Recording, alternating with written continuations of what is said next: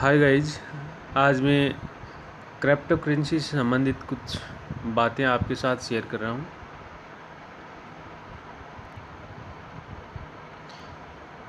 Crypto currency क्या है? What is crypto currency? आप जिसे देखो वो क्रिप्टो करेंसीज के पीछे भाग रहा है। बहुत ही कम समय में क्रिप्टो करेंसी ने फाइनेंशियल मार्केट में अपना सत्ता मजबूत जाहिर कर दिया। क्योंकि क्रिप्टो करेंसी को डिजिटल मनी भी कहा जा सकता है, क्योंकि ये केवल ऑनलाइन ही उपलब्ध है और इसे हम फिजिकली लेन देन नहीं कर सकते। दूसरे कंट्रीज जैसे कि भारत में रुपीज़, यूएसए में डॉलर, यूरोप में यूरो इत्यादि को सरकारें पूरे देश में लागू करते हैं और इस्तेमाल के में लाए जाते हैं। ठीक वैसे ही इन करेंसीज को भी पूरी दुनिया में इस्तेमाल में लाया जाता है। लेकिन यहाँ समझने वाली बात यह है कि इन क्रिप्टो करेंसीज के ऊपर गवर्नमेंट का कोई भी हाथ नहीं होता, क्योंकि ये डिसेंट्रलाइज करेंसी होती है। इसलिए इनके ऊपर कोई भी एजेंसी या सरकार का कोई बोर्ड का अधिकार नहीं होता, जिसके चलते इसके मूल्य को रेगुलेट नहीं किया जा सकता। तो मैंने सोचा कि क्यों ना आज आप लोगों को क्रिप्टो करेंसी के बारे में कुछ बातें बताई जाए। क्रिप्टो करेंसी है क्या? क्रिप्टो करेंसी को डिजिटल करेंसी भी कहा जाता है। यह एक तरह का डिजिटल असेस्ट होता है जिसका इस्तेमाल चीज़ों की खरीदारी या सर्विस के लिए किया जाता है। इन करेंसीज में क्रिप्टो करेंसी का इस्तेमाल होता है। यह एक peer to peer electronic system होता है जिसका इस्तेमाल हम इंटरनेट के माध्यम से रेगुलर करेंसीज के जगह में गुड्स और सर्विस को परचेज करने के लिए कर सकते हैं। इस व्यवस्था में सरकार ये बैंक को बिना बताए भी काम हो सकता है। इसलिए कुछ लोगों का मानना है कि क्रिप्टो करेंसीज का इस्तेमाल गलत तरीके से भी किया जा सकता है। अगर हम सबसे पहले क्रिप्टो करेंसी की करें वो तो होगा बिटकॉइन, जिसे सबसे पहले दुनिया में इन्हीं कार्यों के लिए लाया था। अगर आज हम देखें तो लगभग 1000 से भी ज़्यादा क्रिप्टो करेंसीज पूरी दुनिया में है, लेकिन उनमें से कुछ ही ज़्यादा महत्वपूर्ण है जिसके विषय में हम आगे चलकर जानेंगे।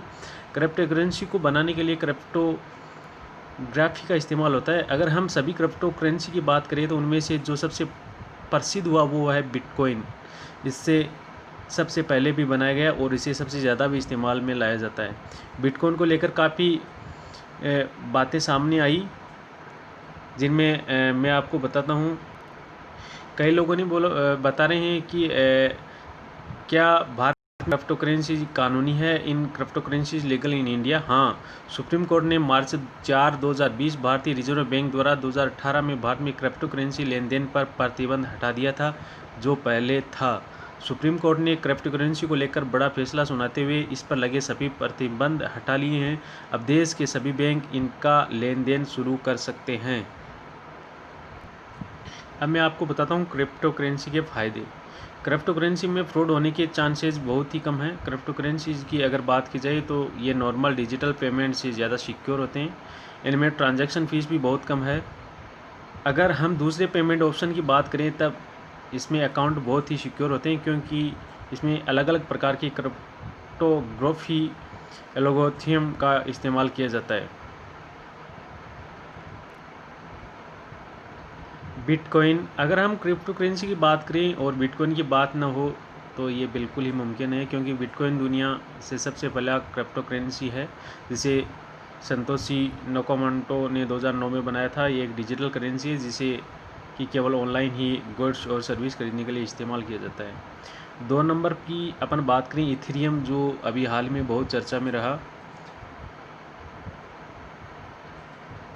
बिटकॉइन के जैसे इथेरियम भी open secure decentralize blockchain base complete platform है। इसके फाउंडर का नाम है विटालिक, और इसके क्रिप्टो करेंसी टोकन को ईथर भी कहा जाता है। 3 नंबर पे अपन बात करें तो ये आती है 3 नंबर की अपन बात करें तो आती है रिपल। रिपल 2012 में रिलीज़ हुआ है और ये डिस्ट्रीब्यूटेड ओपन सिक्योर प्रोटोकॉल के ऊपर बेस्ड है। रिपल एक real time gross settlement system RTGS है, जो कि अपनी खुद की क्रिप्टो करेंसी चलता है, जिसे कि रिपल XRP भी कहा जाता है। 4 नंबर की करेंसी की अपन बात करें जो अभी बहुत ही चर्चा में है और फोर्साज के साथ में उनकी आइडिया भी लग रही है जिसका नाम है TRX ट्रॉन। ये भी एक डिसेंट्रलाइज सिस्टम है। ट्रॉन की स्थापना 2017 में जिस्टन सन ने सिंगापुर स्थित गैर लाभकारी माध्यम से ट्रॉन फाउंडेशन के माध्यम से की थी।